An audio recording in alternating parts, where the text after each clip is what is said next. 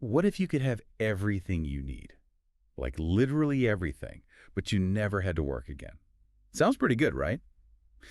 Well, with AI, that might not be science fiction, but it does bring up a whole bunch of questions like, what would we even DO all day?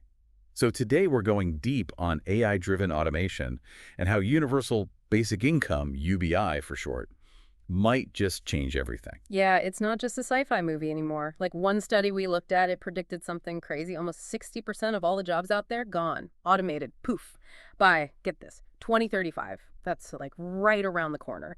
So we got to start thinking about what happens to all those people. 60%. Seriously. Yeah, that's a What? recipe for like total chaos. Right, exactly. And that's where this whole UBI thing comes in. The old ways of doing welfare, they just can't handle that many people out of work. UBI is different, like a safety net for everybody no matter what. Okay, so UBI, UBI, UBI, everyone's talking about it. But to be honest, I'm still a little fuzzy on how it actually works. So basically, it's a regular payment, everyone gets it, no strings attached, enough to cover your basic needs so no one's like starving or homeless, even if there's no jobs. Hmm, that's a pretty radical idea. How would we even pay for that? Well, there are a few ideas floating around. One is tax the heck out of the companies who are using AI to, make bank. I mean, if robots are doing the work, shouldn't those companies chip in more for everyone else? Makes sense to me. Robots take our jobs, robot companies help us out. Hmm. But wouldn't that, like, discourage companies from using AI at all? That's the balance, right? Encourage the tech, but keep it fair. Another idea is what they call AI productivity fees. Basically, you're taxing the robots directly. The more they produce, the more tax. So like a robot tax? I wonder how they'd even measure that. Like, how much is a robot actually doing?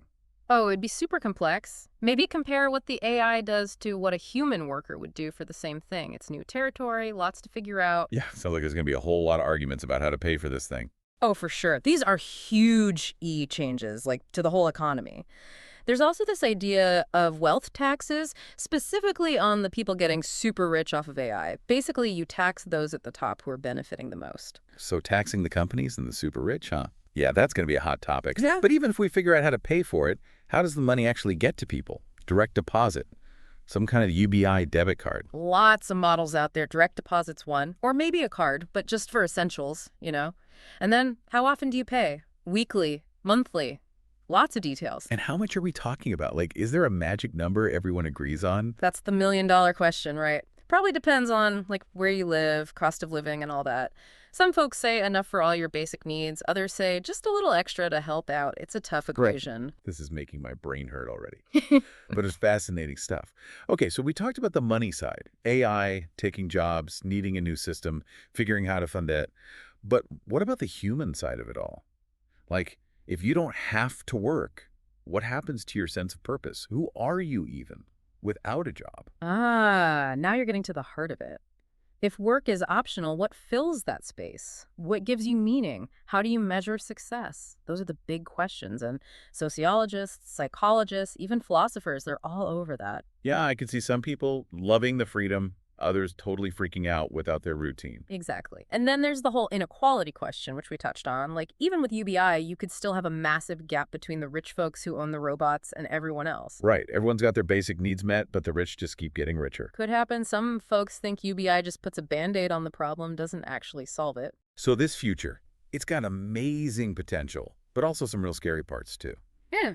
Feels like we're on the edge of a massive shift, and how we handle it can affect, like, everyone forever. We're at a crossroads, for sure. The choices we make now, they're going to shape the world for generations. All right, so before we were talking about all the like risks and the downsides of this whole AI future and UBI, but let's flip it around for a minute. What if this is actually a good thing? What if not having to work could be amazing? Well, think about it. What if people could actually do what they love? What if they weren't stuck in some soul-crushing job just to pay the bills? That's a lot of untapped potential just waiting to be unleashed. I mean, that sounds awesome and all, but someone's got to, keep the lights on. Even if we have robots doing a bunch of stuff, there's still got to be essential jobs, right? For sure. Doctors, teachers, people keeping the internet running, all that.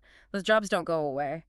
But with UBI, people could actually choose those jobs because they care about them, not because they have to. So instead of like, ugh, got to go to work, it's, I want to help people. That's a huge difference. What else could be good about all this? Think about stress. Gone. No more worrying about losing your job or, making rent. More time for yourself, your family, whatever you're into. It could be a whole new level of, like, chill. Yeah, finally get rid of those Sunday night anxieties. hmm But is there like a danger of people getting lazy? No work, no motivation, just sitting around all day. That's the big question, right?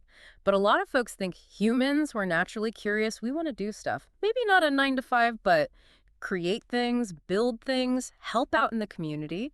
So it's like redefining what being productive even means. Maybe it's not just about money anymore, but like how much good you're putting out into the world. Exactly. It's a chance to like reevaluate our values as a society. And hey, maybe all that free time leads to some crazy new inventions, solve climate change, cure diseases. Who knows? Okay, I'm getting a little optimistic here, but what about that whole inequality thing? Don't we risk ending up with like the robot owners living in luxury and everyone else just scraping by on UBI? Oh, yeah, that's a real danger. That's why a lot of the UBI folks are saying you got to do other stuff too, like tax the wealthy more, make sure public services are good, make sure everyone benefits from the robots, not just a few at the top. So it's not just about the UBI check. It's about changing the whole system. Seems ambitious, to say the least. Is there any proof this could actually work? Actually, yeah. Some countries are already trying stuff out, especially the Nordic countries. They're doing different versions of UBI, and, it's looking pretty good so far. Less poverty, people are healthier, happier overall. It's early days, but hey, at least it's a start. Okay, that's encouraging. But what about the rest of the world? Will everyone be able to make this leap? Or will it just make the gap between rich and poor countries even worse? That's the big worry, right? The countries with all the tech, they're going to have a much easier time with this whole AI thing. But developing countries, they might get left behind, which, yeah, would make things even more unfair. So inequality within countries, A&D between countries, double whammy. Anything we can do about that. Gotta work together. The rich countries, they gotta help the others catch up. Education, infrastructure, global partnerships, all that. Gotta make sure the benefits of AI are shared, not just hoarded by a few. So we're talking about like a whole new way of thinking about progress. It's not just about like making more money, but making sure everyone has a good life. Bingo. It's time to update how we measure success. GDP is not cutting it anymore. Happiness, health, taking care of the planet, that's gotta be part of the equation too. Okay, so wow, that was a lot. Seriously, my head is spinning with all this AI stuff. But it's exciting too. Like we could be on the verge of something huge GE. Yeah, no doubt. It's a whole new world, basically. And like we've been talking about, no one knows exactly how it's going to play out.